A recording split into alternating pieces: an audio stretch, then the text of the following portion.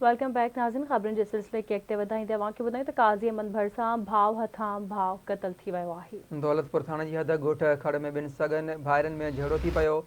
गोली लॻण सबबि 35 वरनि जो एजाज़ ज़रदारी मारिजी वियो आहे। गाहु करण तां झेड़े में शमन ज़रदारी पंहिंजे भाउ एजाज़ ज़रदारी ते फायर कयो। पुलिस जो इहो चवणु आहे। पुलिस वाक़िए वरनि ते पहुची मक़तूल जो लाश इस्पताल मुंतक़िल कयो आहे। अहम ख़बर आहे काज़ी अमन भरिसां भाउ हथां भाउ क़तल थी वियो आहे।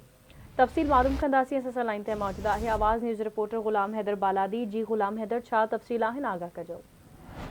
जी बिल्कुल, तालके काज़ी अमन जे दौलतपुर थाणे जी हद में ॻोठ खड़ में ज़रदारी बिरादरी जे ॿिनि सॻनि भाइरनि में झेड़ो थी पियो, जंहिंजे नतीजे में गोली लॻण सबबि 35 वरनि जो एजाज़ अली पुट अली नवाज़ ज़रदारी मारिजी वियो। भाइरनि में गाह करण जी मामूली ॻाल्हि तां झेड़ो थी पियो, जंहिं सबबि शमन ज़रदारी पंहिंजे सॻे भाउ खे गोली हणी क़तल करे मौत जी निंड सुम्हारे छॾियो। पुलिस वाक़िए वारे हंधि पहुची लाश खे इस्पताल मुंतक़िल कयो, जिते ज़रूरी कार्रवाई बैदि लाश वारसनि हवाले कयो वियो ऐं क़तल थियण बैदि इलाइक़े में ख़ौफ़ छाइंजी वियो। जी ठीकु आहे, गुलाम हैदर, वॾी महिरबानी अपडेट करण लाइ।